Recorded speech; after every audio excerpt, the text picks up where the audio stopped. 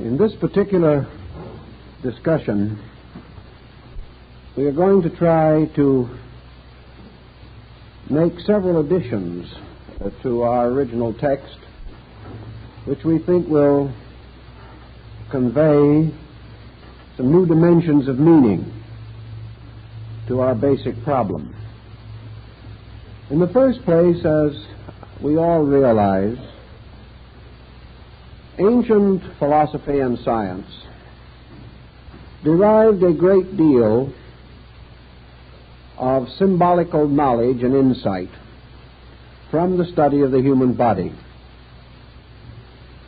In the function of the body itself, man was presented with an immediate and intimate mystery. And for the most part, this mystery has not been solved, even with our increasing scientific knowledge. We are able to examine the body in greater detail than ever before. We are able to understand its functions more accurately than was ever possible to ancient man. Yet the essential mysteries of the body remain, and we are still searching for those major keys by which perhaps not only can we solve bodily mysteries, but by the knowledge thus gained extend ourselves into universal mysteries. For it was long held that if we could ever understand man, we would have a key to all things that exist, inasmuch as man is bound to all other things, is derived from all other things, and in the course and extent of his existence, he moves through all states and conditions and finds available within himself all instruments necessary for his continuing existence, growth, and unfoldment through all the states of nature, both physical and metaphysical. Realizing to some measure, therefore, the thoughtfulness that man dedicated to this mystery of the body, we can also be aware of the natural and inevitable functioning of the human mind. Man, searching for answers, uses a kind of symbolic methodology. Having discovered some small law operating somewhere, he seeks to extend it as a greater law operating elsewhere or everywhere. Thus, our concepts of cosmogony, our studies of things not visible to our sensory perceptions, these involve a process of analogy by which we apply things seen to things unseen, principles recognized to principles sought for in the unfoldment of universal life. The Kabbalists conceived of man, therefore, as the little universe, and the universe as the grand man, attempting to indicate that the processes operating in the human body operate in a larger scale in space, and that all space can be traced in the mysteries of man himself. This concept not only dominated the thinking of early Western mysticism, but is part of our spiritual heritage from Asia, for the same contemplations have everywhere existed, and all our religions, philosophies, and sciences were originally influenced by these concepts of analogy. That in many instances these older analogies were correct, we now know. Other discoveries of antiquity remain uncertain to us. They may be right, they may not be right. In some few things we believe that we have corrected the errors of the past, that certain mistakes were made, but we are not too sure that our corrections are correct, and we may still have to go further. And the tendency of this further consideration has been to bring us back to the most original and ancient findings. Thus there seems to be in man a faculty of truth perception, of truth realization, and that which man can actually reason out, prove to be reasonable. Later generations will probably prove to be factual. For reason is an instrument of fact-finding, just as surely as any technical instrument or mechanical device of the modern laboratory. It is natural that the spine, which is a sort of column supporting the entire structure of the human body, that the spine should be early considered, that a great deal of symbolism should arise in connection with it, and that ancient man, studying the human body, should recognize that in this spinal column was a very vital and important element of man's corporeal nature. That in mysterious way this spinal column was a kind of magic wand, a rod, a staff, upon which the body was required or naturally inclined to lean. It was also that by means of which man's upright posture was assured. And it was interesting to recognize that this tall column of bones should support upon its upper end the mystery of the skull, that part of man which seemed to be like a heavenly globe standing upon the height of a column in a strange wilderness of physical tissue and structure. Therefore, the spine as the supporting instrument, uniting the various sections of the body, seemed to bring into some common pattern the three principal parts of the human torso, so that the body itself, with the exception of its extremities, was, so to say, held together or brought into a pattern or harmony by means of this monumental structure of bones, flexible, magnificent in its formation, serpent-like in its flexibility, and yet withal a firm and enduring support, capable of sustaining the various processes of the body with wonderful exactness, precision, and reasonable comfort.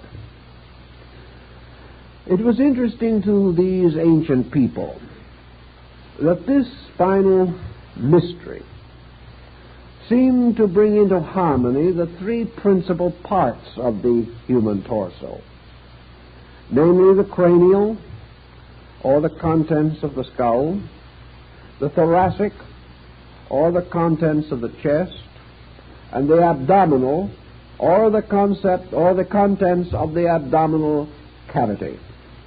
These three cavities, so to say, filled with their vital organs and absolutely necessary to the function and consistent development of man, were anciently associated with cosmogony. And Dr. Robert Flood, the famous Rosicrucian mystic of the early 17th century, believed that he found in the structure of the body and its internal organization the source of Dante's mysterious worlds as set forth in the Divine Comedy. We know definitely that this analogy can be extended to many of the Hindu sacred writings, in which the worlds are beautifully arranged and organized in a pattern very close to that of this division of man's principal parts of his body. Thus we have the abdominal cavity, with the long, mysterious, and involved structure of the intestinal part. And in this we see the symbol of the underworld, the mysterious sphere of Hades, of the ancient Greeks and Latins, a mysterious dark universe in which processes are constantly taking place, which are essential to man, but processes that have been very carefully and cunningly concealed by nature. We also recognize in the thoracic cavity what might be called the middle region. And in this middle region, the heart seems to reign supreme over the mystery of life. And far above, supported upon the slender column of the neck, we find the skull with its contents, the wonders of the brain and of this mysterious upper world. And we find in Hindu philosophy that the spinal cord seems to be essentially the Ganges River, which arises in the head of Shiva, arising in the brain, arising in the midst of all those convolutions which are called the caves of Ganga, where the rishi or the holy men sit in eternal meditation, being symbolical of the brain processes and functions.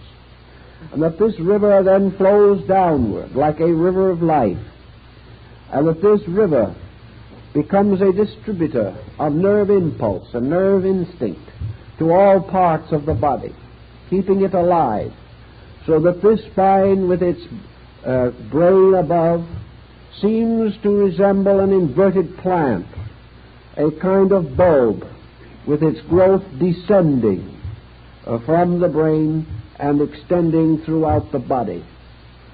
And this extension through the body, through an infinite diversity of nerve structure, seems to resemble a beautiful inverted fern-like plant with its root in heaven and its growth descending downward into earth and even into the underworld.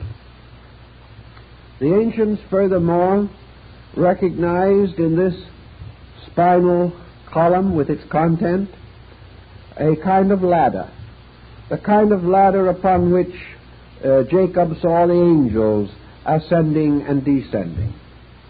The number of its original segments, counting those that are now more or less brought together and ossified together, would be 33, which is indeed the number of years that David ruled in Jerusalem, the years of the life of Christ, and a number that has been sacred for a long time among the secret societies of Europe and America.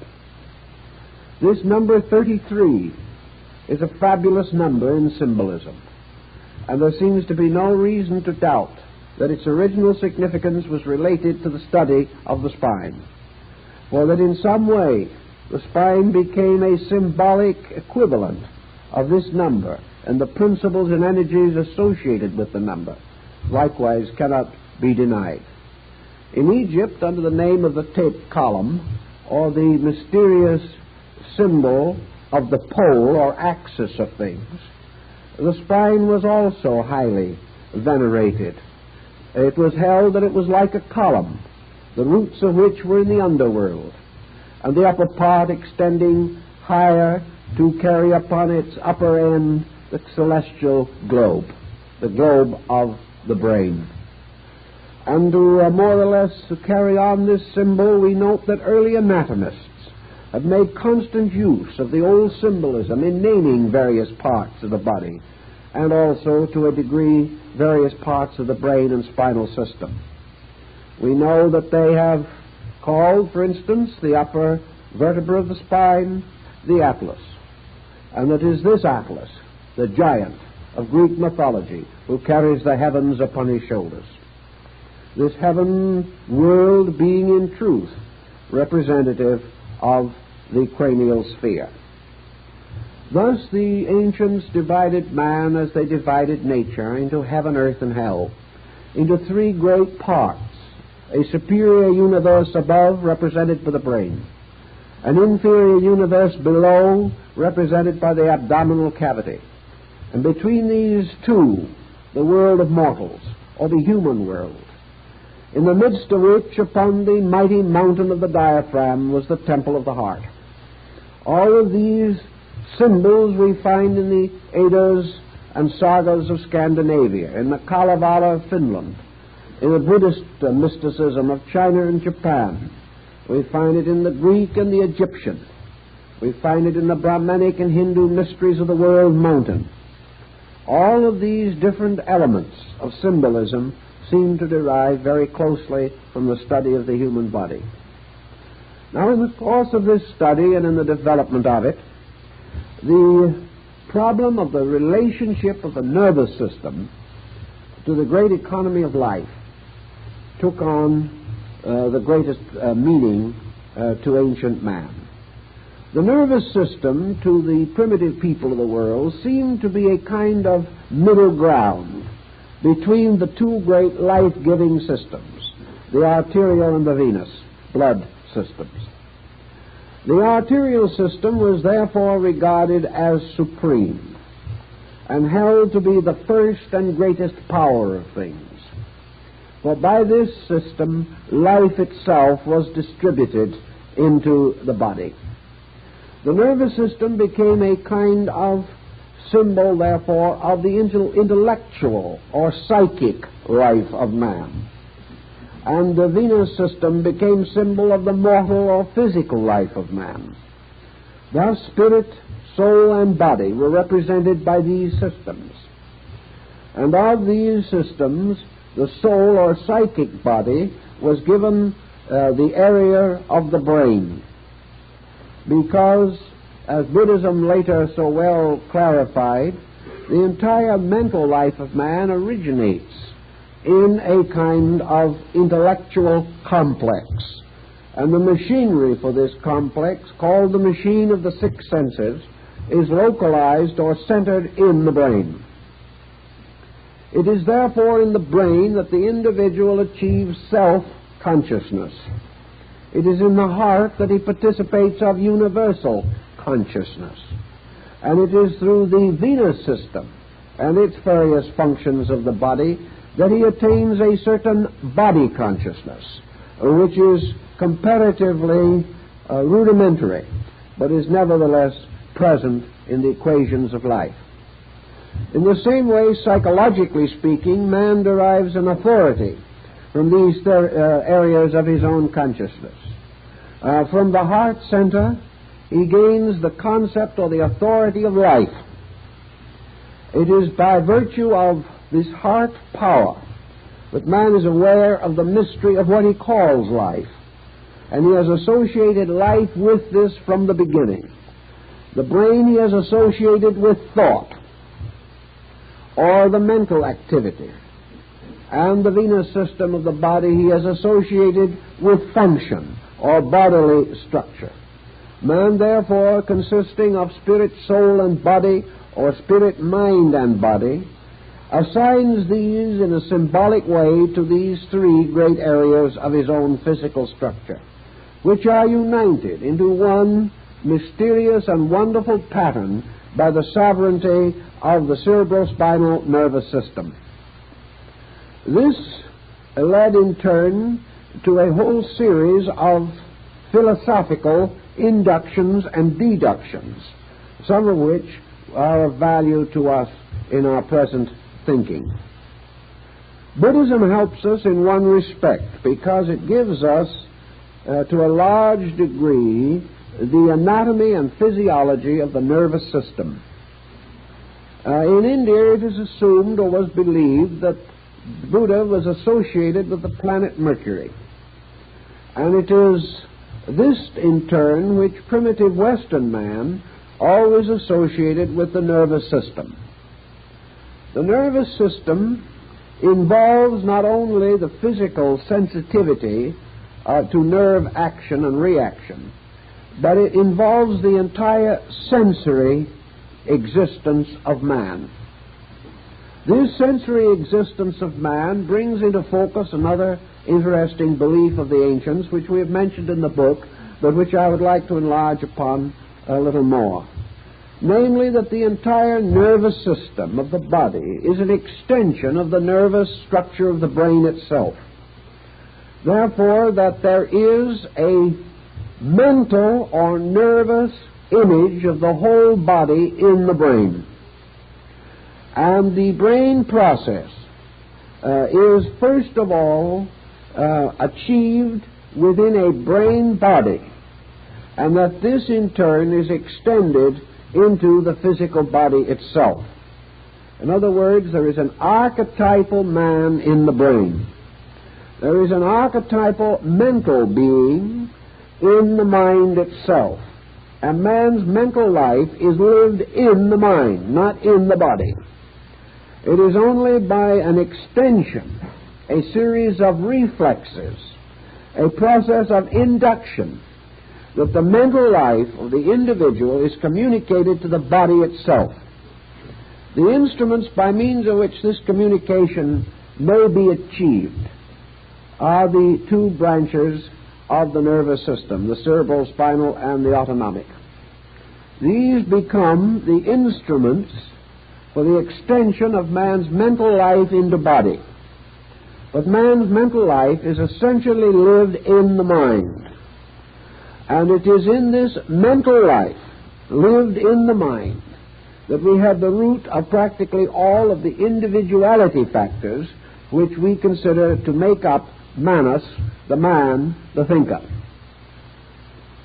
The ancients, therefore, explained that there was a microcosm of the whole physical body in the brain, that the brain was itself androgynous, that generation occurs in the process of thought just as it occurs in the process of the reproduction of bodies, that the entire process of the brain function is therefore a primary motion or movement of cell life and of structure by the presence of mental energy or mental archetypal pattern. Now let's try to see if we can make this just a little simpler so that we will know more about what we are working with at this stage of our problem. Let us assume, for example, that consciousness per se is located in the heart. Consciousness of itself is not manifested. Consciousness is the lifeness in a thing. Consciousness is, as its primary manifestation, merely produces the state of existence. This state of existence is perhaps less purely appreciated in man than in other creatures that exist. But consciousness is, in its true sense, an essence or a nature of being itself, a nature not self-knowing, not self-understanding, as we term these things, but conscious because of a factor which we say is the factor of immediate action. In other words, there is no delay or no drag in the process of the function of consciousness. Consciousness is unconditioned. It is unlimited and unrestricted. Therefore, it does not have to manifest in a conditioned way. And an unconditioned manifestation of consciousness is pure life. A life in which all of the elements of conditioned existence exist but are not present. In life, condition exists in its own root or essential substance or seed, but not in a conditioned state.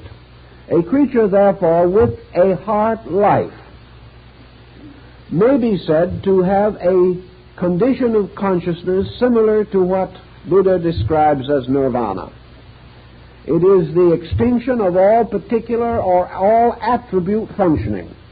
It is merely the state of being. A being which does not define its own nature. A being which does not affirm or deny anything. A being which merely exists, and by its existence bestows life. For life is the existence of this being which is itself immortal. In the development of life, a life develops into a condition of life knowing. That which exists of its own nature cannot be known by itself. It becomes known, therefore, through aspects or extensions of itself. It becomes known, appreciated, or sensed because it causes to emerge from itself certain conditions of life or states of life. And in man, the primary condition by means of which life becomes capable of the knowledge of itself is man's mental focus. So the mind becomes that part of being, or that part of the development of a creature, in which that creature becomes aware of its own life.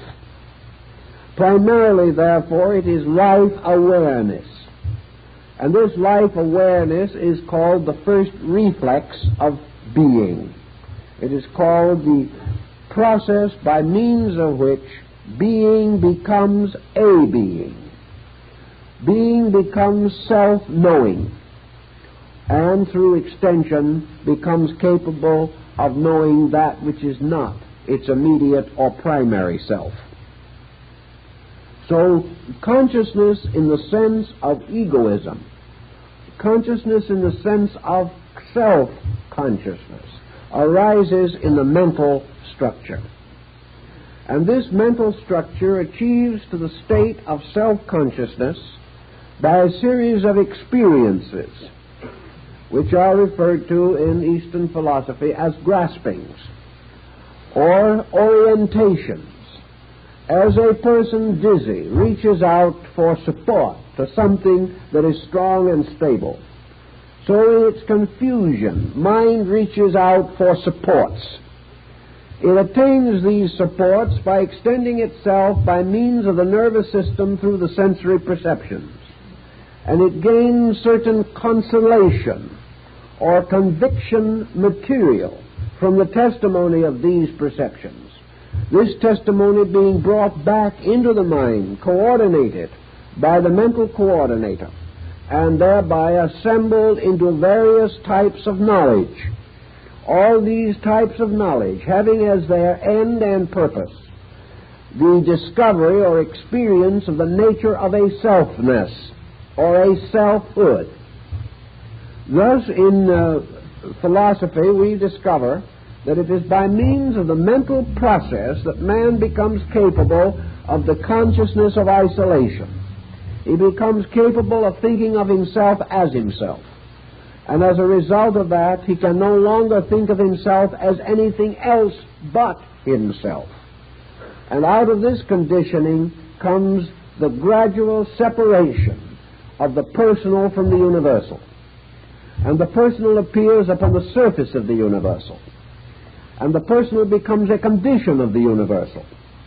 And by means of the personal, the individual again turns his attention upon the universal, gaining this mysterious ambition to understand all mysteries, to solve all problems. Now, the answer to all mysteries lies in the heart. The power to search for this answer is given by the mind, where it is the mind that discovers the mystery of the heart. It is the mind by means of which all particular things must be explored, known, or estimated. Now, out of this situation, there thus arose at a primitive time a process by means of which the mental nature began to assert itself over the arterial system. Life was conveyed to all parts of the body by the arteries. But this life was a sleeping life, a life which contained all energy, all that was necessary to enliven. But this sleeping life did not know itself or any other thing. And over this mysterious area, which had become full of life, the mental nature began to exercise control, domination, or leadership by permeating this life with a series or a mass of minute extensions which gradually became nerves. But these nerves are nothing more or less than the gradual crystallization of the seeking power of the mind.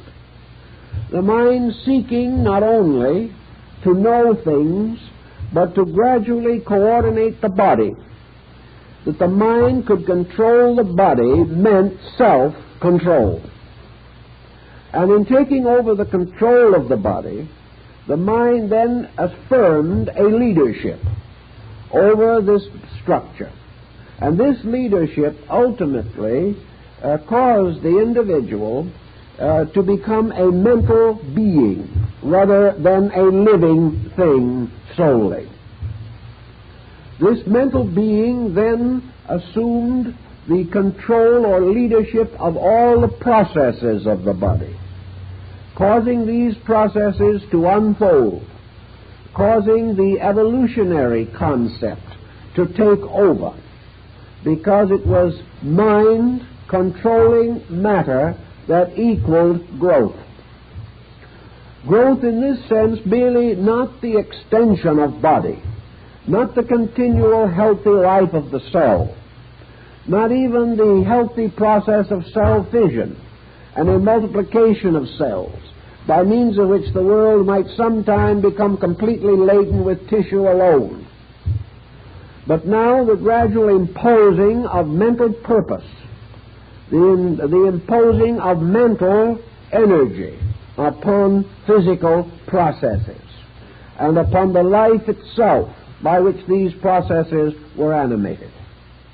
Thus the mind became the transformer.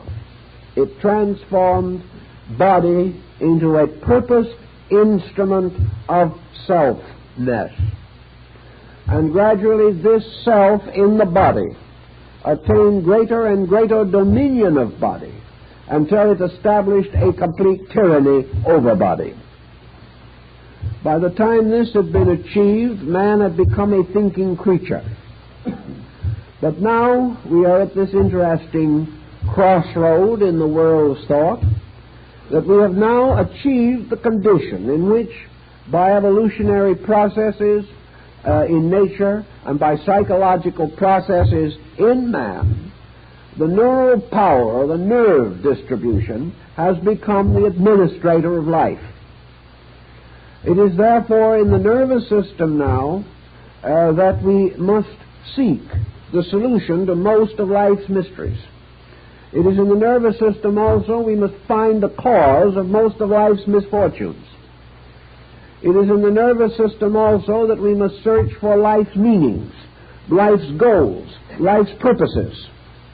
We must also seek in the processes of the laws governing the development of neural energy and its distribution to discover the rules by means of which mind does administer matter, either correctly or incorrectly. We thus find man today, as the ancients rather assumed him to be, a creature largely composed of mind and the mind physical symbolism, the nervous system. We find that the nervous system has permeated practically all parts of human structure. That as a result of this structure is becoming increasingly sensitive and immediately responsive. And by this process, whether we realize it or not, the entire body is being changed into mind. Mind is gradually becoming the substance of man. And the so-called arterial or physical system of man is becoming more and more an energizer of mind. And the vital substances of the body are being channeled ever more continuously to the use of the mental agent. Now this sounds as though we were progressing in some direction or another. But the rub in this situation seems to be that no one seems to be able to vouch completely and adequately for the integrity of this mind instrument that has taken over. Just exactly what is this mind? What is its real nature? What is its substance? Is the mind essentially good? modern psychology and modern science would be inclined to doubt that the mind is good. They will not go much further than to simply say, here it is. We got it, we've used it, we've abused it, and here we are, in the midst of the consequence of something. Also, we suddenly discover that practically all human beings are trusting their destinies to an instrument called the mind, without knowing where it came from, what it is trying to do, whether it is selfish or unselfish, right or wrong, whether it is capable of factuality or not, whether we can depend upon its advice or cannot depend upon it, whether it is an arbitrary despot or an instrument of universal destiny, we do not know. We take certain comfort and consolation, however, in the assumption that mind must be meaningful, because it is a product of a meaningful universe engaged in a meaningful project.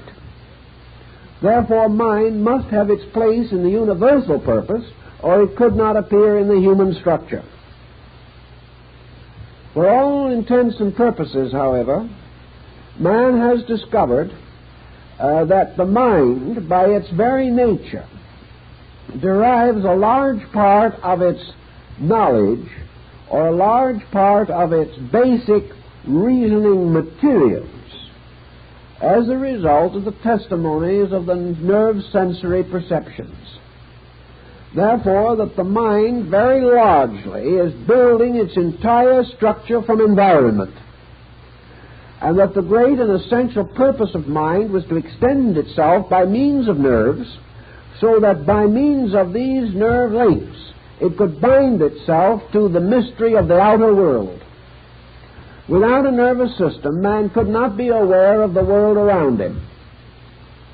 Therefore, the nervous system has given him the tremendous instrument of contact with phenomena, contact with all the innumerable diversities of activities with which we have gradually become familiar. For all classifications, all orders, all systems, which have now been brought together to constitute basic texts for education, all of these structures of findings are the direct result of nerve testimony. By means of nerves, certain impressions, certain reflections have been brought into the nature. Thus, out of this entire structure of nerves, man is building a series of adjustments between the self, which is the nerve focus, and the world in which the complete organism exists. In this particular pattern of things, the heart has been reduced to one simple problem, namely that it supplies the fuel. The human heart becomes simply the energy by means of which this entire procedure is carried on. If the heart stops, the entire nervous system fails with it. If anything happens to the essential life principle in man, all of the vast superstructure of nervous reflex is destroyed. Therefore, the nervous system and the egoism in man is dependent upon the heart. This dependency, however, has not been generally recognized. And the individual, except for a few who have made certain careful studies, the individual in general affirms that the mind, being his link with his world, is his most valued possession, and that also its testimonies, right or wrong, good or bad, are inevitable, and that we should only pause long enough to be thankful for the fact that we have a mind, and should not be much concerned with what we do about it. Now, this prevailing thankfulness is also generally absent, and as a result, we are rather thoughtless people, so far as major problems are concerned. About the 2nd century of the Christian era in Asia, there arose a sect in Buddhism which was centered around what was called the Lotus Gospel. The Lotus Gospel, possibly the result of the work of the great Buddhist Arhat Nagarjuna, certainly one of the greatest saints and reformers of primitive Buddhism, centered around what was called the heart doctrine. The fact that the truth of things must be attained by restoring the sovereignty of life to the heart. Now, the Bible gives us much the same thing. As a man thinketh in his heart, so is he. That the real person, the real nature of things, resides in the heart. That the heart is therefore the silent one. That power which is generally ignored, but which alone contains the fountain of things. Nagarjuna took the attitude that by means of the heart we are bound to the world of cause. By means of the nerves and the mind we are bound to the world of effects. And at the moment, in some way, the truth in us is concealed by the conflict between these two systems, and by the fact that largely the control of the body has come to be vested in the intellectual or neural system. Thus we have built a mental nature built up upon phenomena that has been digested, organized, and rationalized. It is as though we had a kind of a Bureau of Vital Statistics in the skull. And into this bureau we have gathered all known and knowable facts.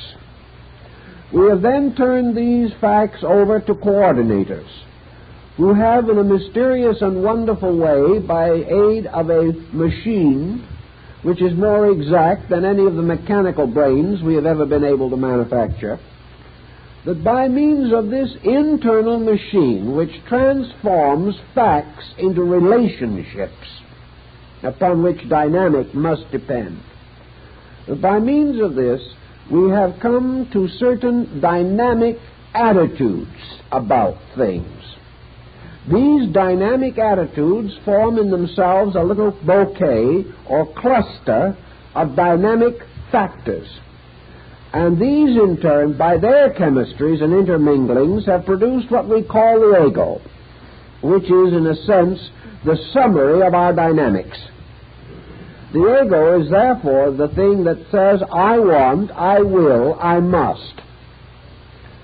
Or, in more convenient terms, not having any particular desire for exercise, it says, I am, which is the affirmation of the fact of self, gained from one primary means alone, namely, that the thinker distinguishes a difference between its own nature and that which it thinks about. Phenomenon, therefore, or the message of outside things moving in upon the individual, this procedure gradually affirms the existence of the thinker in relationship to its own thoughts. And by the fact that we see, we taste, we touch, we feel, the gradual inevitable conclusion is that we exist. And this positive concept of existence within the mind gradually becomes justified by the fact that we can extend our own consciousness into other things. Therefore, we must have a separate consciousness which can be so extended. And subconsciously, we have invested this with the dimensions and proportions of a psychic self or an entity. Now, in this procedure also, the nervous system has come into positive operation. And the nervous system, extending itself throughout the body, has formed its own kind of body. It is not merely that the nervous system is little threads making other physical organs function. The nervous system, in order to cause function, to exist in matter or in structure, must function from its own archetype. Therefore, the organization of the physical body as we see it now depends very largely upon the impression upon this body of the neural archetype, a seal, design, or pattern. The reason why cell generation does not go on to an infinite mass of tissue is because mind and neural energy, functioning as the agent of mind, imposes boundaries, imposes limitations, distinguishes processes, and gradually begins the process of transforming or molding the body into a physical equivalent of its own neural nature. And here's where we get into perhaps one of the most interesting but complicated doctrines of antiquity, and that is this doctrine of the Kundalini Shakti and the spinal chakras. Let us then try to understand this a little better, because actually there isn't too much available on this particular problem. We would assume that the various schools of Asiatic philosophy, particularly the Yoga and the Tantra, which were closely associated with this doctrine, would be in common accord about it. But they are not. There are many branches and schools and systems and subdivisions of thought relating to the entire Kundalini mystery, even in Asia. And we cannot, therefore, simply affirm that the East was in common accord about this. The East was, however, in common accord for the most part on one subject, namely that in some way the heart must be brought back into dominion over the neural system. But how this was to be accomplished is not too clearly set forth, even in the most valid texts relating to this subject. Now, most of you have read something concerning the yogic ideas about the spinal chakras. This row of lotus-petaled wheels of light, representing presumably important ganglia or plexi along the spinal cord, that through these there moves a mysterious power which is called the serpent power, and that this power, rising from the base of the spine, ascending through the various small nervous threads of the autonomic system, results in the activation of these chakras, and that by the activation of these chakras, certain internal areas of consciousness are opened or are intensified, carrying with them degrees of extra or supersensory perception and power. Now, this is a very big theme, and it is also a very intriguing one. But let us try to work with the subject just a little more carefully and with some considerable more specialization than we were able to do in our book, to see if we can find out more of what is intended. In almost all works, in fact all works, dealing with the chakras, these are represented in one way or another by symbolic figures. These figures are for the most part lotus form, distinguished by the number of petals. And each of these lotus forms carries within it certain other images and symbols. And on each of the lotus petals are various letters of the ancient Sanskrit, letters representing ideas, tones, energies, values of one kind or another, with which these chakras are specifically identified. There is no reasonable doubt in the world that the 7 chakras generally listed, although this number is arbitrary, there are some schools that maintain 5 and some 6, but that the number 7 should be associated with them probably has to do with ancient astronomy or a parallel thereto, inasmuch as the entire concept parallels very closely the monochord of Pythagoras, the single-stringed musical instrument, with the upper end of the string attached to the empyrean, or the sphere of the fixed stars, and the lower end of the string attached to the earth. Frets or stops were placed along the string to correspond to the orbits of the planets. And the so-called 3 inferior planets of the ancients, the Moon, Mercury, and Venus, were considered to be the lower part of this instrument. In the center, or the exact middle of the string, was placed the fret of the sun, by means of which the octave was achieved. Above the fret marking the sun's position were those of the 3 superior planets, Mars, Jupiter, and Saturn.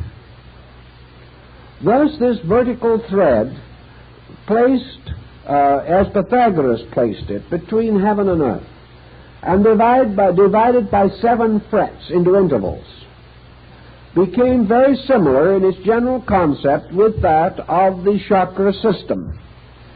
For the heart chakra of the Kala chakra system corresponds to the sun, being the 4th from above and the 4th from below, both in the Pythagorean astronomy and in the Tantric yoga. Thus, the heart chakra corresponds to the sun in the solar system, and above it are 3 superior planets, so-called, and below it the 3 inferior ones. In both systems also the distribution of the planets in relationship to meaning and in the significance of the chakras, this distribution is sufficiently parallel and close so that there are no glaring inconsistencies between the astrological theory and the yogic theory. The next point, perhaps, that we will want to mention or think about is the relationship between these chakras and the seals of the Book of Revelation. The 7 seals of Revelation certainly bear a striking symbolic content, for in each case, as the seal is opened, a vision or apocalyptical experience is unfolded. It is also quite possible that we have in this the key to the ancient concept of the octave, as Pythagoras developed it in music. For we remember that he was initiated in India at Elephanta and Ellora, and was therefore acquainted with the concept of the Brahmins and other Hindu sects of his time, which for these regarded the spinal cord as the string upon the veena of Shiva, or the musical instrument of the world, and that therefore the mysterious harmony of the spheres of life and of death was played out upon this mysterious musical instrument, and the veena is still shaped very much like the skull and the spinal cord together. Also, we have the 7 churches in Asia, described in the epistles of Paul. And we have a series of septenaries, the 7 days of creation, the 7 primary elements of the alchemical transmutation, the 7 metals and the 7 priceless gems. We have many different septenaries of deities, and we also realize that in the Yoga chakra system, the deities are imposed upon these chakras to create a vast complex of interrelated symbols. Let us bear one thing in mind, however, and that is that no one has ever seen any of these chakras physically. No one has ever been able to demonstrate conclusively that the symbolic forms in which they are presented to us have actually an equivalent in any extrasensory level of our substance or nature. This does not mean that the chakras do not necessarily have a superphysical existence, but that they do not resemble the diagrammatic form with which we associate them.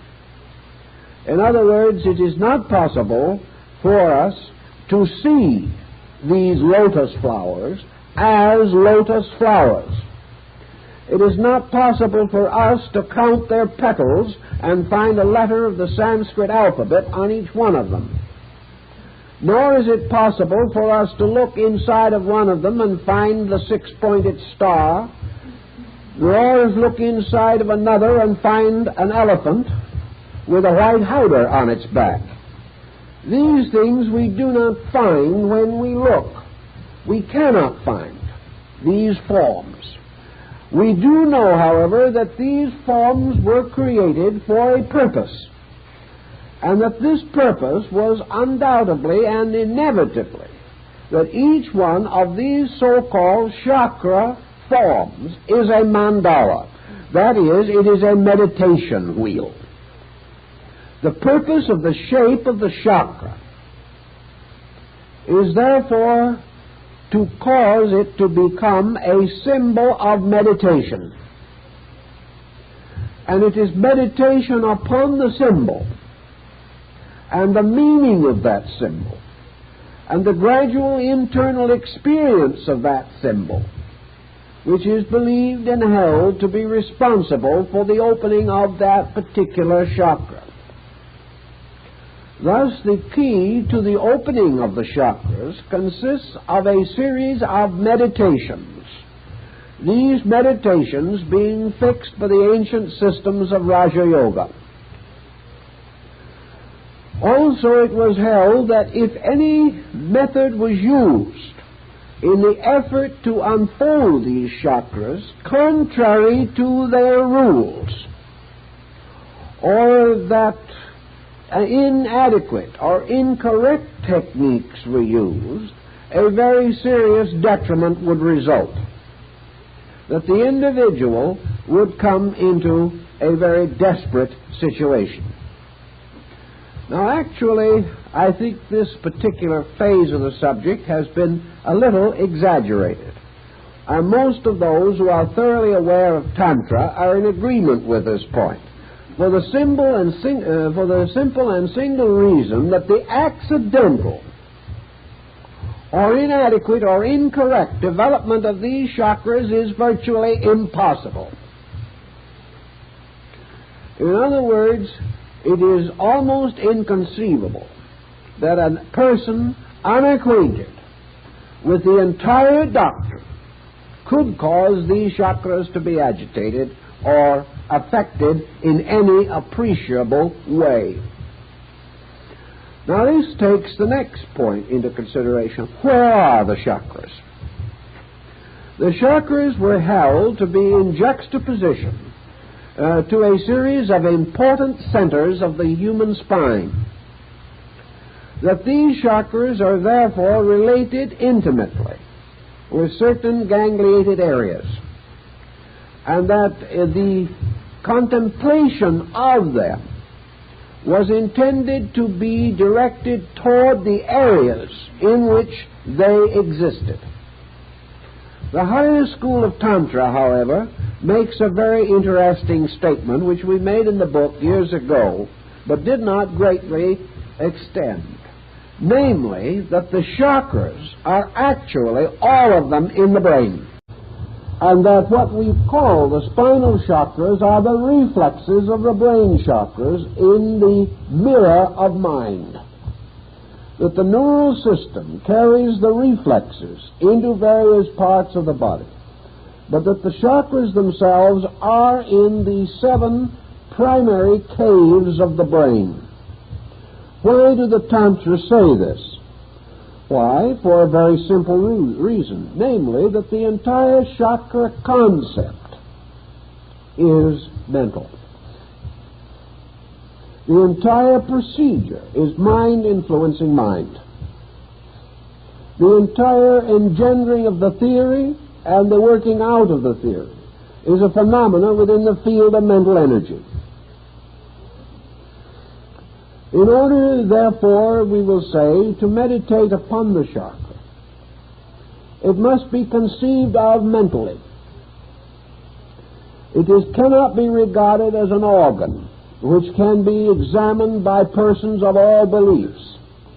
While it's a little inconvenient, perhaps, to examine your liver just as a casual procedure, still it is perfectly possible for us to know the approximate shape and size of livers by autopsy and dissection, or by the very excellent models now made in Germany and, I believe, soon to be released from Japan, bearing upon this phase of the subject.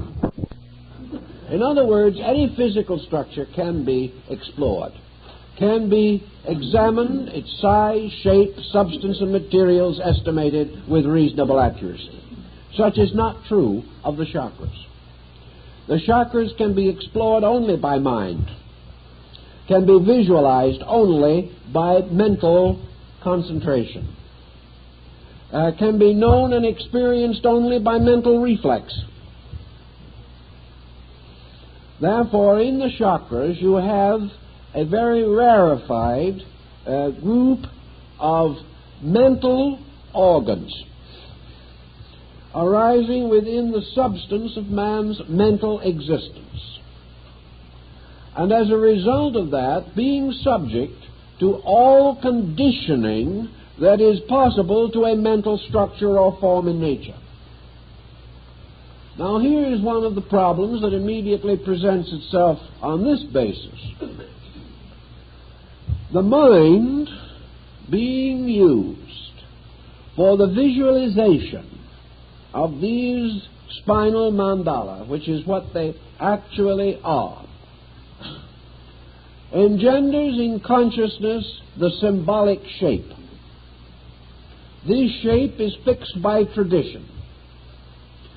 The shape of this chakra and its content, the numerous tantric symbols included in it, symbols which are derived from the various levels of the Hindu religion and have been specialized in the yoga tantric system.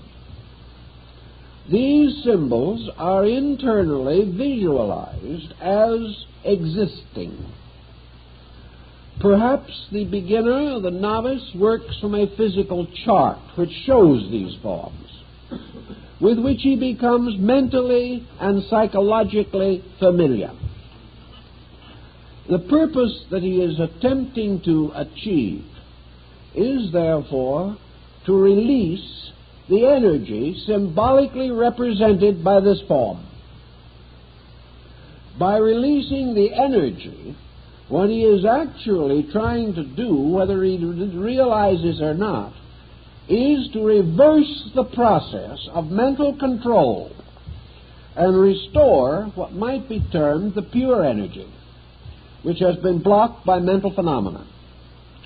Therefore, these 7 seals represent the symbols of 7 blockages, 7 transitory conditions set up by the sensory reflexes of man, resulting in 7 basic mistakes. These 7 basic mistakes stand between the individual and the, we will say, the intimate, immediate realization of the life power of the heart.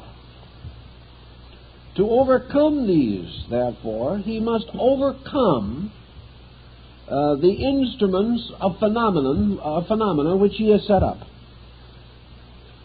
He is therefore actually attempting to lead the life energy out of the subterranean region in which it has become involved, carry it back again to its own true and proper nature by dissolving one by one the fixations of mind by which this energy is held imprisoned, or is held in a highly specialized process.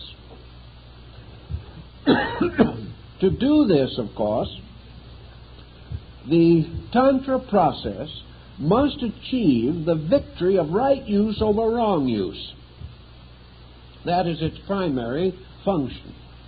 Therefore, the processes of the 7 so-called steps must be redeemed from false use. True use must be established. True use must come through realization. And here, within the structure of mind, we find a contrary system established by means of which mind gradually overcomes itself. It is all part of the same process, inasmuch as your yogic system must end in samadhi. It must end in the Buddhist nirvana. It must end in the total release of true consciousness from the ego fixation. This is represented in the Eastern system by the final victory of Atman, the universal, the one which alone is real, and man's ability to achieve union, which is the true meaning of the word yoga.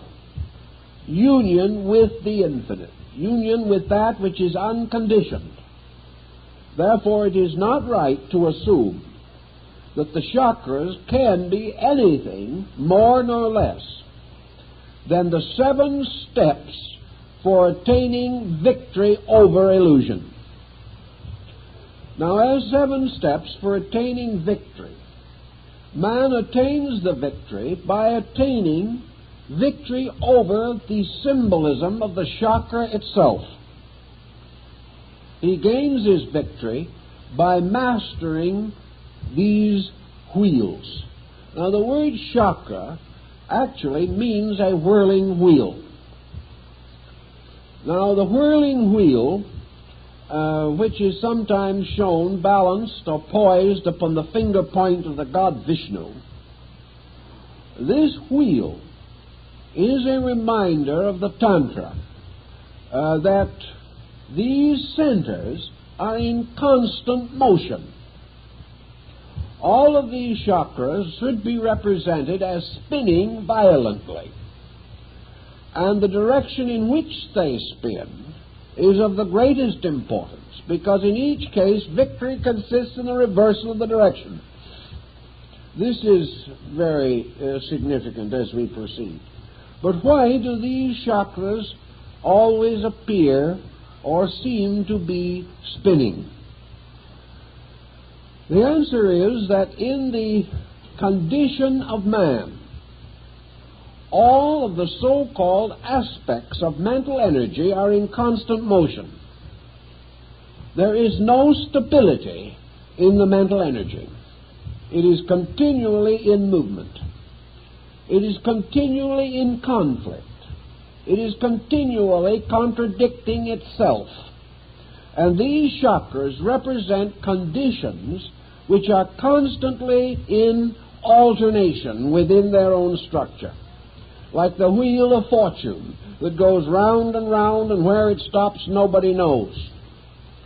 It is the same as the ancient wheel of fortune represented in Egypt and in Greece and in medieval mythology, which later appeared also upon the tarot cards or the tarot deck.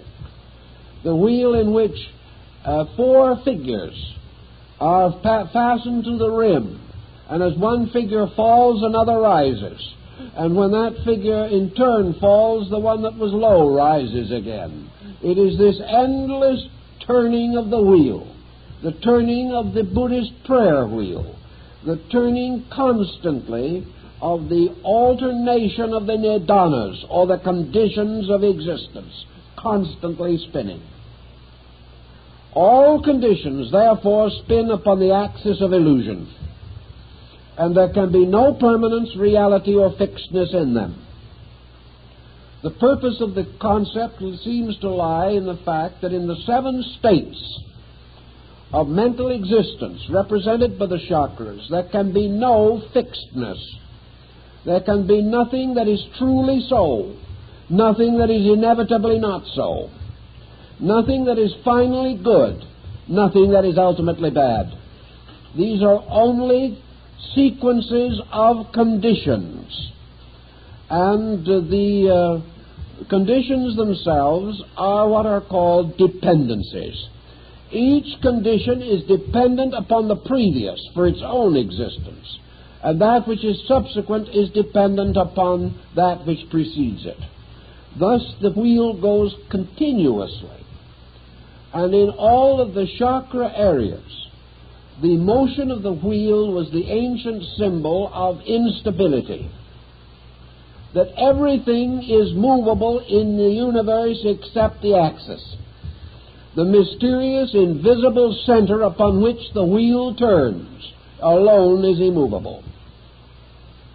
And in the Kala Chakra system, the axis of the wheel is actually the heart.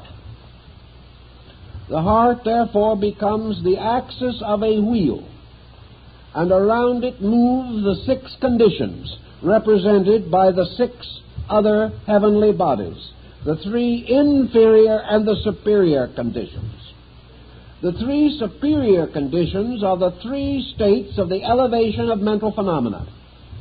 The 3 inferior conditions are the 3 unfortunate or misery-causing states of mental phenomena. And the wheel continues to turn. For a little success, a little sorrow. For a little of gain, a little of loss. For greatness of hope, a moderation of despair. All things moving continuously upon instability. And in the midst of this, the lord of instability, the mind itself. Yet man has nothing else with which to conquer mind but mind. He has no way of achieving mastery. The heart cannot give him particulars. The heart cannot instruct him in this or in that. The heart, therefore, cannot wage war with mind,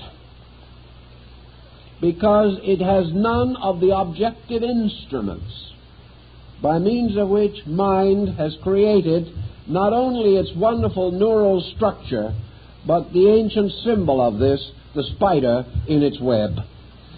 For the nervous system is the great web with which the spider has spun its existence.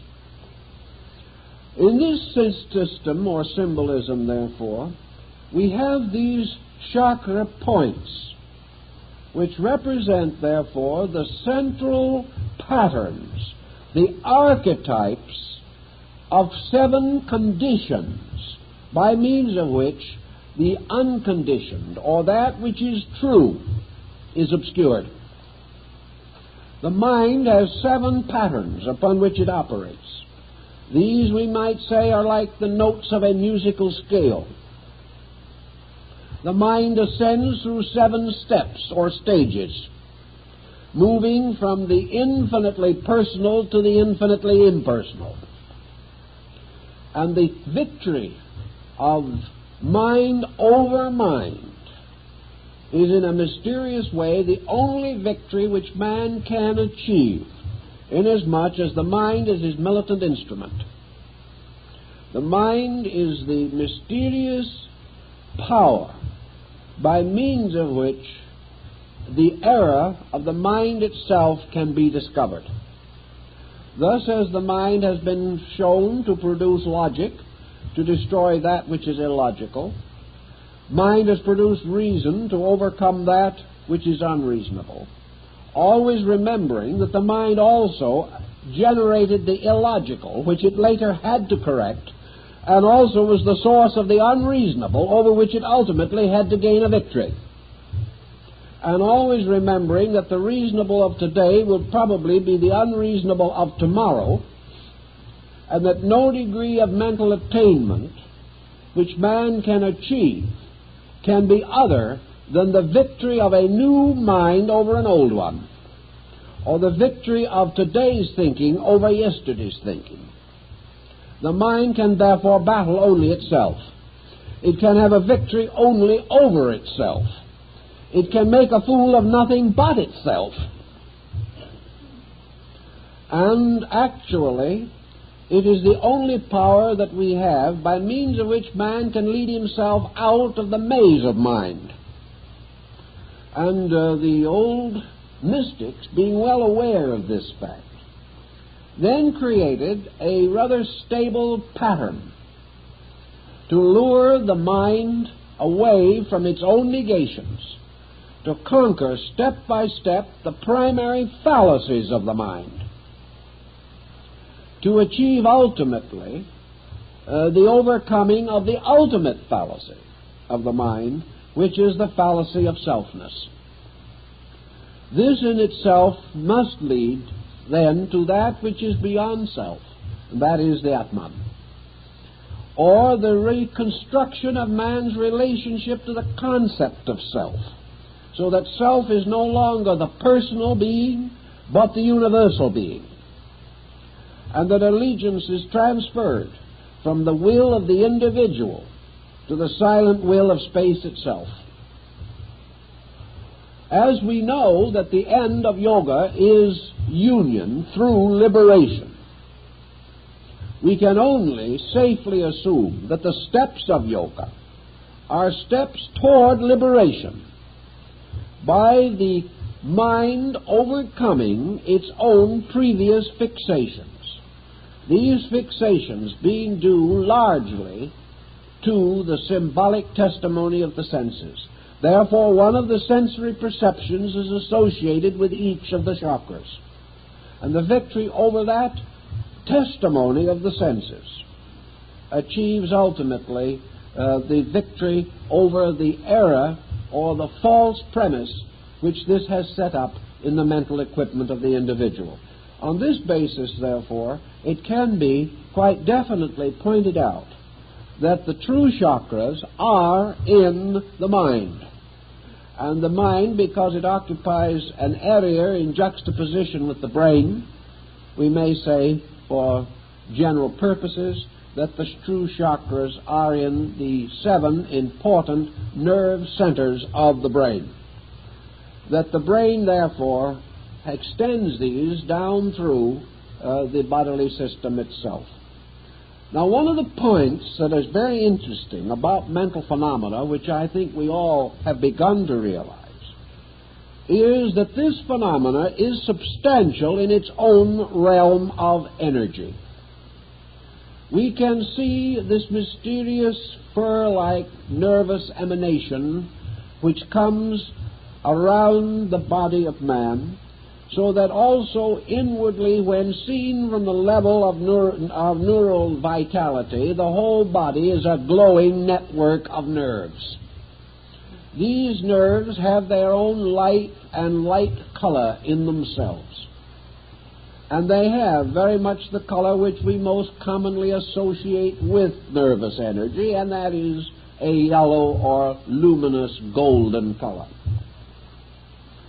Seen, therefore, from the level of nervous energy itself, by extrasensory perception, the entire body is a glowing mass of this yellow light. Now, the sensory perceptions arose from the structure of organs. The arterial structure of organs became in turn the archetype for the neural structure of sensory perceptions. Therefore, the vital organs of the body are also associated with our nervous organs, which are the chakra centers, which correspond to the physical organs of the body. Thus, as the nervous complex develops, as the individual becomes more and more involved in the development of his highly structured nervous system, we perceive a structural development within the nervous nature itself. And we find emerging in the nerve field of the human body, when seen as luminosity, that there are these so-called 7 fountains of constantly pulsing nerve energy, and that these 7 fountains represent the principal divisions into which nerve energy can be divided. These again result in a psychological situation, because the nerve energy being septenary, the upper three parts of the septenary, constituting the higher nerve energy, we generally term today as mental energy. The lower three parts we then also consider to be nervous emotional energy. And the middle point, corresponding to the sun, the fourth from each end in this septenary, the sun itself, represents the pure energy of the nervous system. Thus, the nervous system is polarized. And the problem that psychology works with in its effort to understand the situation is that there is a mental nervous energy and an emotional nervous energy. These are both out of equilibrium. And the only thing that is in true equilibrium is pure nervous energy itself, which corresponds to the heart as being the center or balance of the neural field. Nervous energy, as we function with it in the body, has to have a kind of link with matter, a link which corresponds very closely in relation to the arterial venous system with the lymphatic system. And we have to have the equivalent of the nerve lymphatic. This nerve lymphatic has to function in two ways. One, it has to unite the two principal nervous systems, which correspond to the two principal systems of blood. It has to link the cerebrospinal and the autonomic processes, which are merely two directions of nerve energy. Also, both parts of the nervous field, the total nervous field, must be linked with the physical body by a series of binders. For the nerve energy cannot affect matter or a material physical structure unless there is a link by means of which these two are related together. Now, the link that is known to antiquity, the classical link between these two, is a kind of magnetic field which partakes somewhat of the nature of nerve energy and somewhat of the nature of matter. We have to have a structure which corresponds with the mysterious aether or akasha of the ancients. This is the fluid mist, the airy water, the subtle matter, the agent which carries within itself the power to link the two opposites. It must therefore lie between them. And in this we have what the old alchemists and the medieval Rosicrucians referred to as the etheric binder. This etheric binder was sufficiently subtle to take into itself nerve energy, and sufficiently gross to be able to communicate this nerve energy to matter. It formed the bridge, a kind of antas carana between these two fields of existence. So wherever nerve functions in body, nerve force moving through nerve structure into body, there has to be these links. The nerve energy itself is one thing, the nerve tube through which it passes is another. The nervous energy is one substance, the tube is another. Thus, the channel belongs to the body and the energy does not. And the energy must be channeled in this tube by means of the so-called etheric binder. The interesting thing that we now come to in connection with this situation is that the so-called etheric binder was one of the agents which a long time ago came very closely and completely under the control of the mind. Thus, the etheric binder, or this mysterious magnetic field, comes under the dominion of thought. And it is because of this that by means of the mind a series of physical phenomena can be produced. As for example, if you have the skill and the understanding, you can cause patches of color to appear on any part of the body by sending mental energy there by direct effort. You can also stop circulation in various parts of the body or stimulate it in the same way. And if you are gifted as a magnetic healer, you may be able to send sufficient of your own magnetic energy into another body to break up congestion or to stimulate function. These processes are carried by mental intensity. And always this energy moves according to volition, according to the activating, guiding power of the agent, which in this case is man. In this same field also, we find the area of imagination.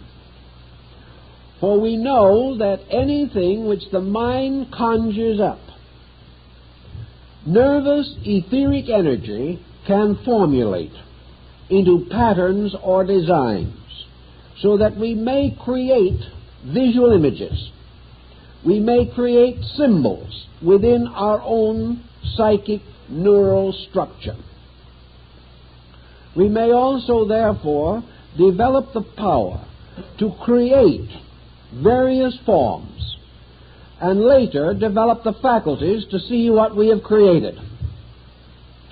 Every intensity of human emotion creates mathematical, geometrical, vibratory forms. Some have called these thought forms.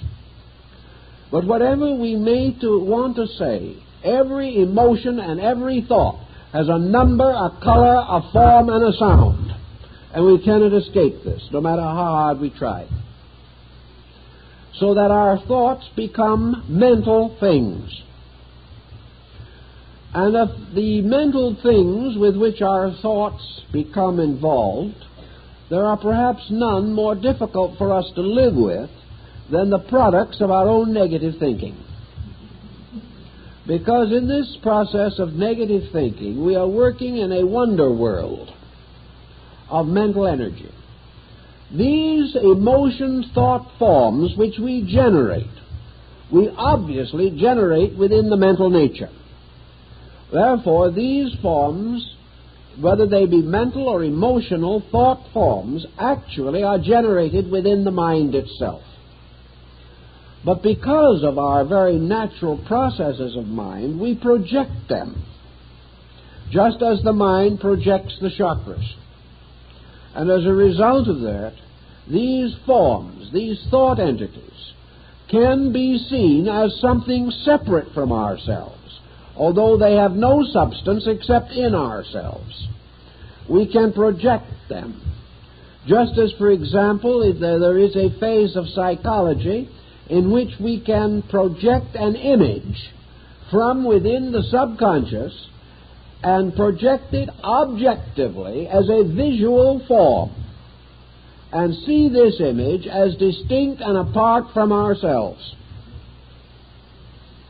This is one type of ghost, the ghost being a reverse perception from within ourselves, projecting itself in such a way that its image is recorded in the brain at the same time that visual image of places or a place is recorded, so that we may be standing in a room which is properly recorded and sees also standing in that room a person who is not there, because the person has been imposed within the mind upon the thing actually seen by the sensory perception. Now, this, further to our purpose at the moment, simply means that if any person deeply concerned with problems such as yoga and tantra develops a certain type of mental intensification, they can cause the symbolic, diagrammatic forms of these chakras to be created in the mind. these forms can then be visualized in relationship to the body. And it is perfectly conceivable that the individual could see, as a result of the imagination, moving ether, which is a reflecting medium, can actually see in the body any of the processes which are described in yoga. The thing you must realize, however, is that he has created them out of his own thinking. This does not mean that the yoga processes are not true, but it does mean that these processes are not necessarily identical with our expectancy about them. And the thing we see is in terms of our expectancy, because it is created by ourselves. Now, the practical side of this, and there is always a practical side to these problems, is that an individual can come, and many have come to me, who are in a rather terrible state of mind. They had taken a half a dozen lessons in yoga from an outstanding exponent who disappeared soon after and was not seen again. And as a result of this procedure, these individuals were beginning to have strange symptoms. And the only thing that they could finally decide was that their interior yogic chakric system had been badly mistreated by one cause or another, and that therefore they were in a horrible state, and about the only thing they could hope for was better luck in the next incarnation. These people described all of the unhappy symptoms which they theoretically assumed would accompany yoga. They insisted that at some time when they were least expecting it and really weren't even looking at that moment, this tremendous power of the Kundalini surged upward like a geysering oil well, burst into their brain, went out of the top of their head, and took their common sense with it. Now, this situation actually happens. People under such conditions are quite naturally frightened to death. And from this situation has arisen the belief that by wrong practices or by incorrect guidance, a great spiritual injury has been performed. Under this kind of terror, and under the prevailing mental tyranny which would associate with it, lives have been completely wrecked, and individuals have finally landed in hopeless mental breakdown and been confined in institutions. Actually, the chakras were not touched, moved, or involved, because nobody could actually create the condition which was described as a result of 6 lessons or 66 lessons. The actual moving of this peculiar psychic agent is so profound and involved a problem that the individual who was in trouble could not even have approached the beginning of it.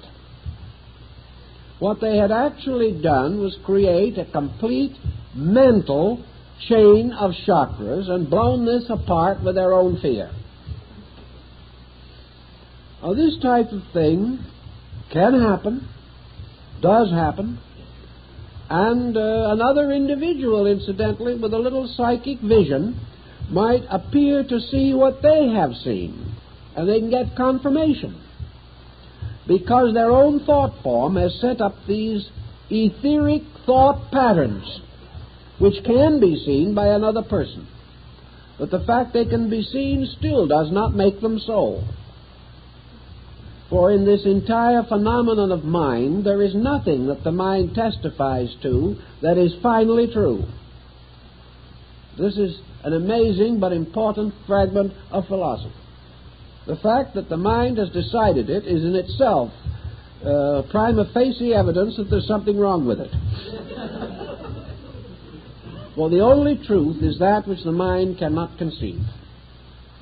So the mind is, at best, an organ of diminishing error, in which by degrees we can overcome its most flagrant mistakes, but we cannot overcome its final mistake, which is self-existence, until, as the ancients believed, we had achieved the samadhi, or the final union with absolute being.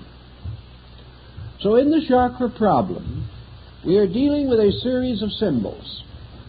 The actual process in Tantra, in the higher schools of Tantra, was not the idea that by means of will and mind the individual was to change the structure of the chakra. The chakra is a condition. Conditions are not changed by will and yoga. Conditions are changed essentially by a kind of gradual transformation of value. Thus, the meditation significance of the chakra is very simple. The purpose of it is that man shall gradually experience the mystery of the era, by means of which the energy associated with the chakra is locked to a false usage. The purpose, therefore, is not to influence the chakra, not to force it, not to gain a valiant victory over it. The purpose of the meditation is to remove the error related to it. Now, the error related to the chakra is always the error of the use of energy. The chakra represents a pattern which has a true purpose and a false purpose. While it is negatively bound to the network of the nervous body system, the chakra is not fulfilling its essential purpose. For each of the sensory perceptions has as its final purpose the mingling of itself with all others for the attainment of the process or achievement of illumination or cosmic consciousness. This is not possible because in each chakra the consciousness factor is locked on the side of phenomena or on the side of physical function. Thus, every energy that is falsely bound to a physical process must be liberated in order that this energy may return to its proper state. And when the energies of the 7 sensory factors are all returned to their proper state, the result is illumination. It is the holding of the energy to false usage or to inadequate usage, or the locking of the power of this energy away from those procedures which are natural to it and essential to its function. This is what the Yoga Chakra School seeks to understand and correct. So we have the releasing, or the so-called opening of the centers. This opening is, and never can be, associated in itself with danger, because good can never be dangerous. Furthermore, by its own various procedures, these chakra energies have to be released in order, in sequence, and by degrees. And the energy of even the least of these chakras has to be released in 4 stages. And in some of the chakras, the energy has to be released by 16 stages.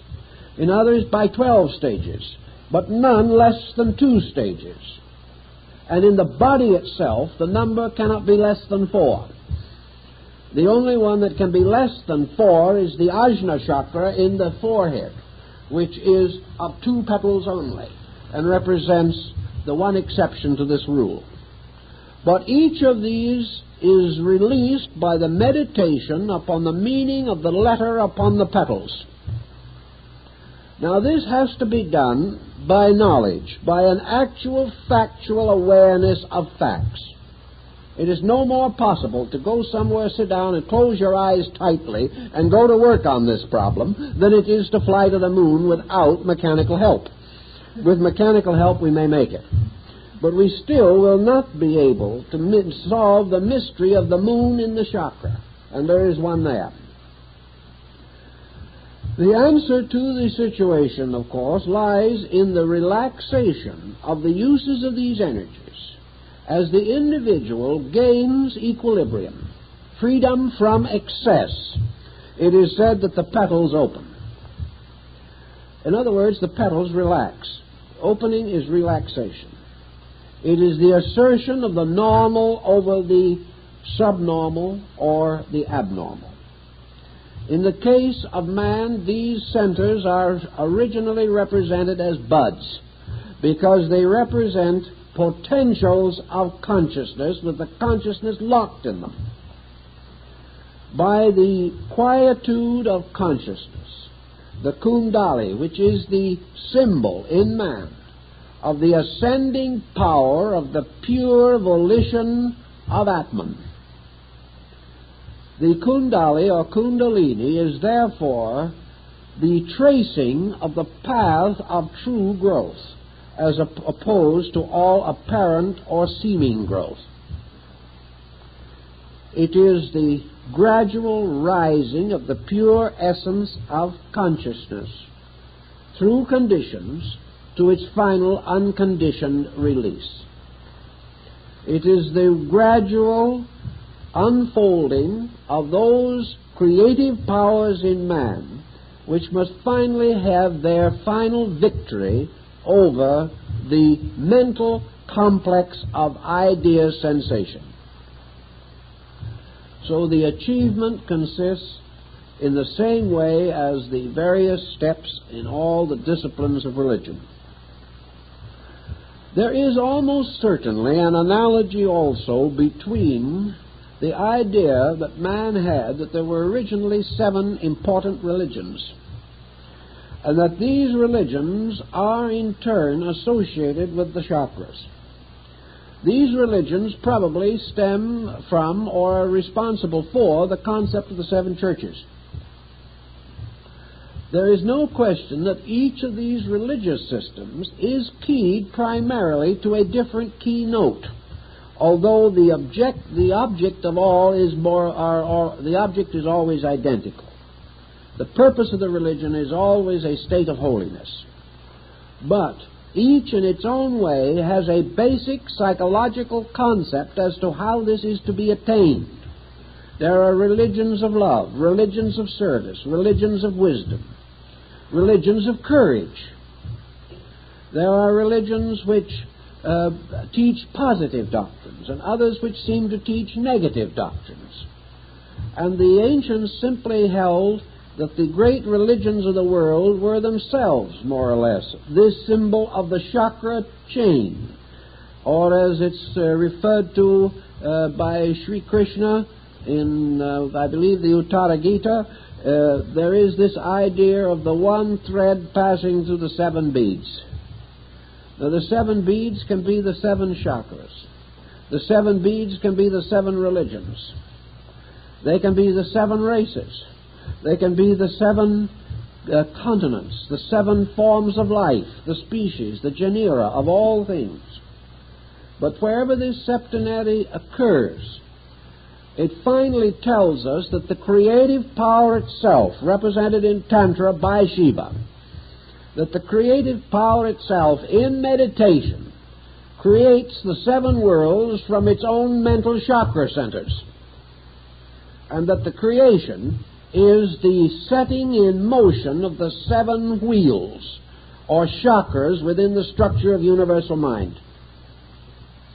In this, the atmosphere gets rather thin, but at the same time, the symbolism is meaningful and I think has basic significance for us.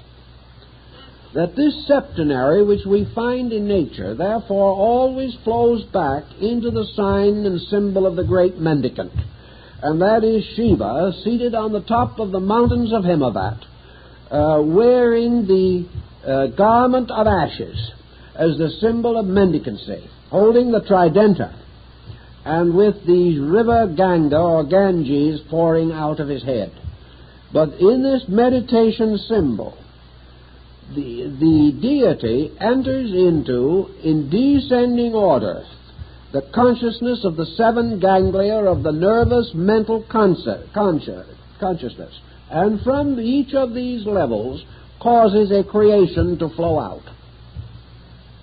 Man is one of these creations.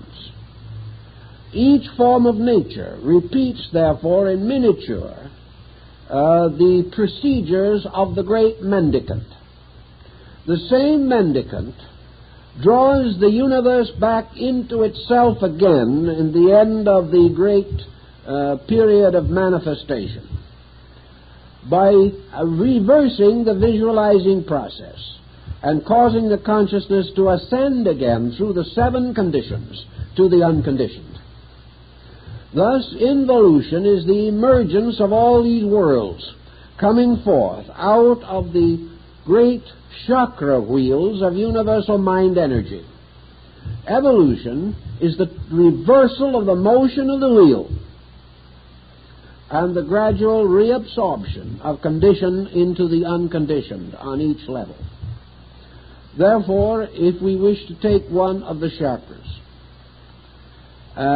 let us, for instance, take the heart chakra, for example, which apparently is the chakra that was of the greatest significance in the Pure Land Gospel of Buddha.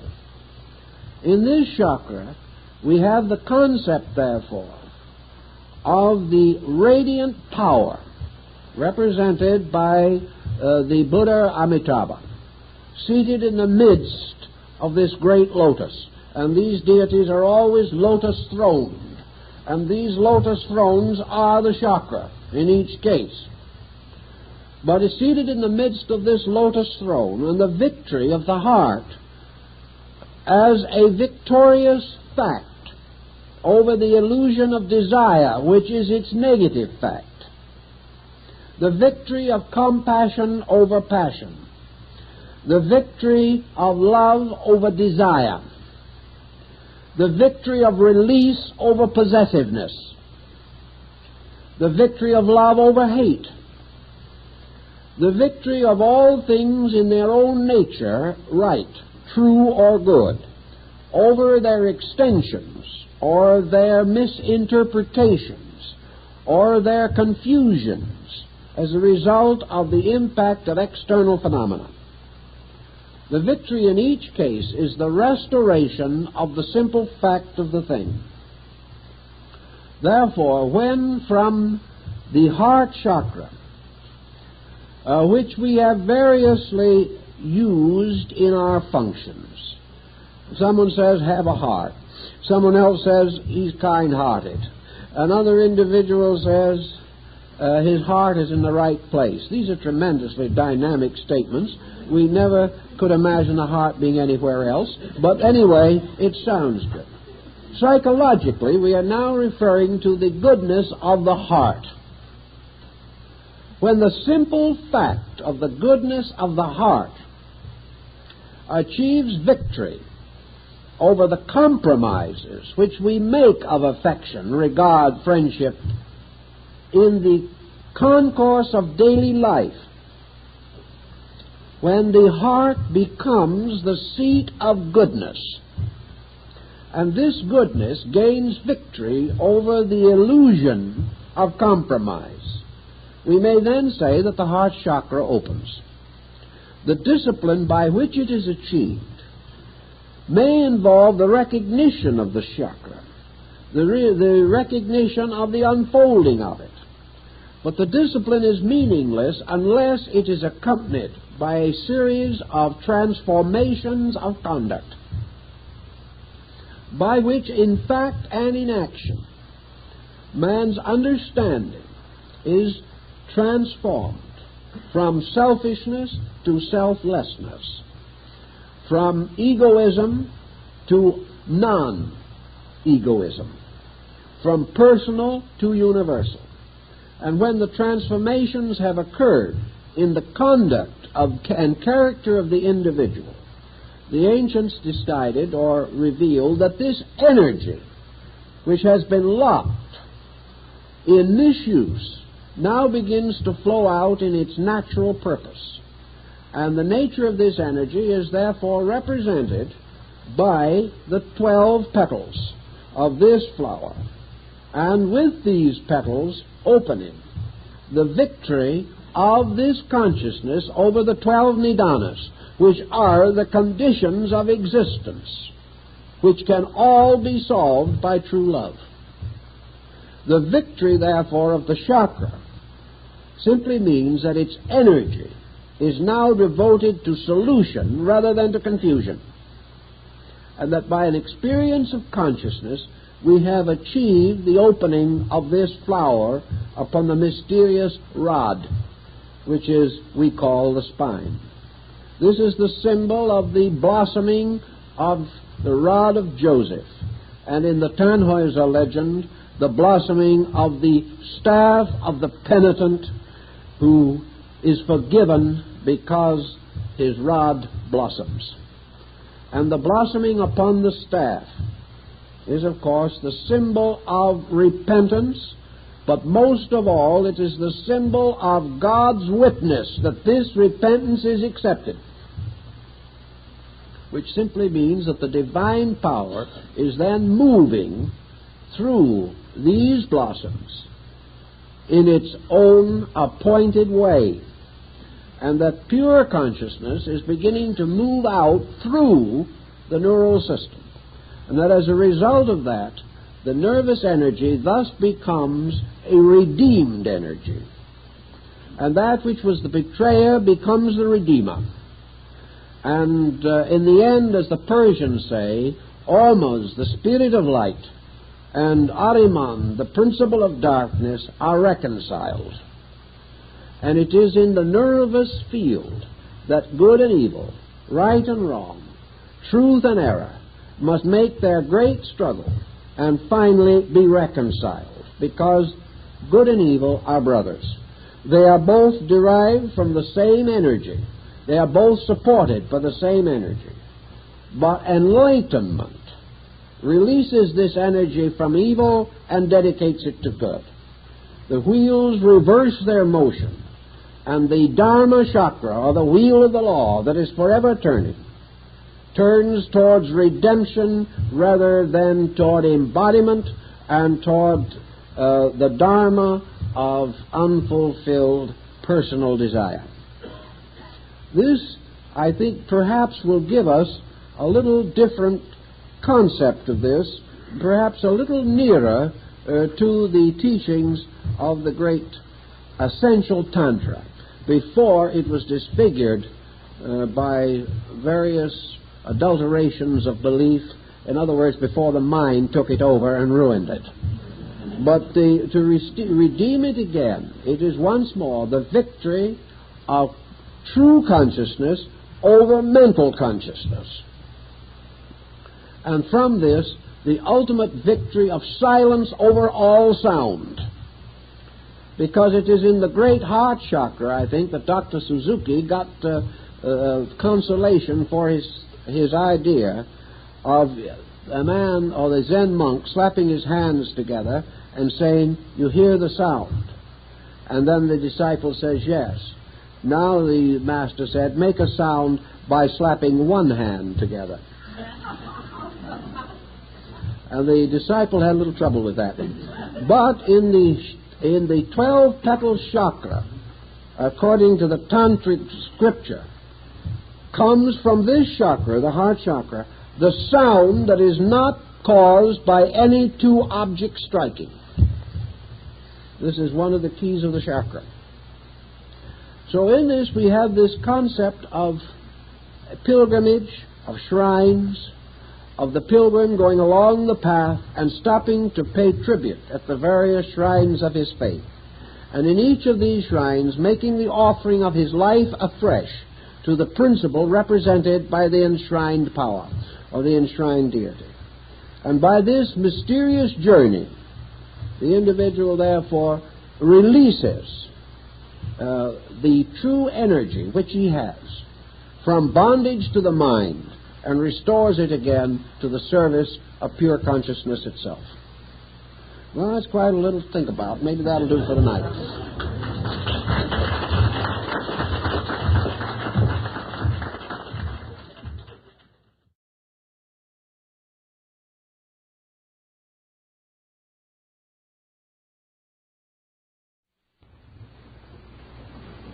In this particular discussion, we are going to try to make several additions to our original text, which we think will convey some new dimensions of meaning to our basic problem.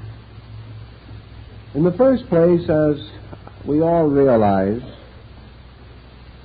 ancient philosophy and science derived a great deal of symbolical knowledge and insight from the study of the human body.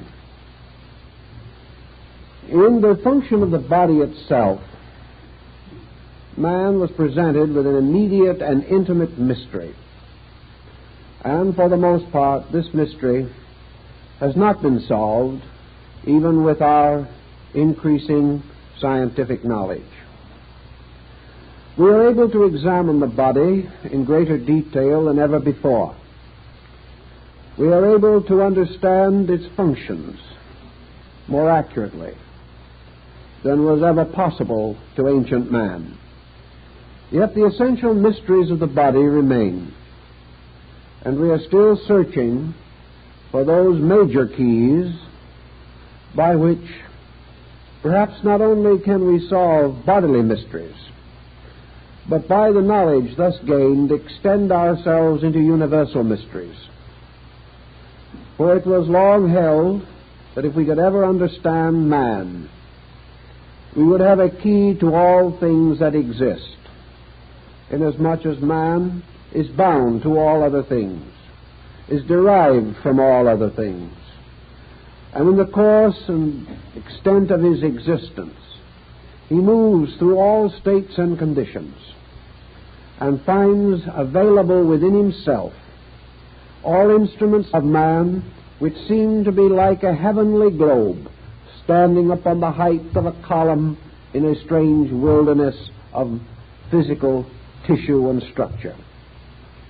Therefore, the spine as the supporting instrument, uniting the various sections of the body, seem to bring into some common pattern the three principal parts of the human torso, so that the body itself, with the exception of its extremities, was, so to say, held together or brought into a pattern or harmony by means of this monumental structure of bones, flexible, magnificent in its formation, serpent-like in its flexibility, and yet withal a firm and enduring support, capable of sustaining the various processes of the body with wonderful exactness, precision, and reasonable comfort. It was interesting to these ancient people that this spinal mystery seemed to bring into harmony the three principal parts of the human torso, namely the cranial, or the contents of the skull, the thoracic, or the contents of the chest, and the abdominal, or the contents of the abdominal cavity. These three cavities, so to say, filled with their vital organs and absolutely necessary to the function and consistent development of man, were anciently associated with cosmogony. And Dr. Robert Flood, the famous Rosicrucian mystic of the early 17th century, believed that he found in the structure of the body and its internal organization the source of Dante's mysterious worlds as set necessary for his continuing existence, growth, and unfoldment through all the states of nature, both physical and metaphysical. Realizing to some measure, therefore, the thoughtfulness that man dedicated to this mystery of the body, we can also be aware of the natural and inevitable functioning of the human mind. Man, searching for answers, uses a kind of symbolic methodology. Having discovered some small law operating somewhere, he seeks to extend it as a greater law operating elsewhere or everywhere. Thus, our concepts of cosmogony are studies of things not visible to our sensory perceptions. These involve a process of analogy by which we apply things seen to things unseen, principles recognized to principles sought for in the unfoldment of universal life. The Kabbalists conceived of man, therefore, as the little universe, and the universe is the grand man, attempting to indicate that the processes operating in the human body operate in a larger scale in space, and that all space can be traced in the mysteries of man himself. This concept not only dominated the thinking of early Western mysticism, but is part of our spiritual heritage from Asia, for the same contemplations have everywhere existed, and all our religions, philosophies, and sciences were originally influenced by these concepts of analogy.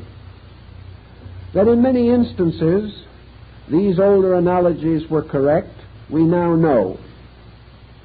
Other discoveries of antiquity remain uncertain to us. They may be right, they may not be right. In some few things we believe that we have corrected the errors of the past, that certain mistakes were made, but we are not too sure that our corrections are correct, and we may still have to go further. And the tendency of this further consideration has been to bring us back to the most original and ancient findings. Thus there seems to be in man a faculty of truth perception, of truth realization, and that which man can actually reason out, prove to be reasonable, later generations will probably prove to be factual.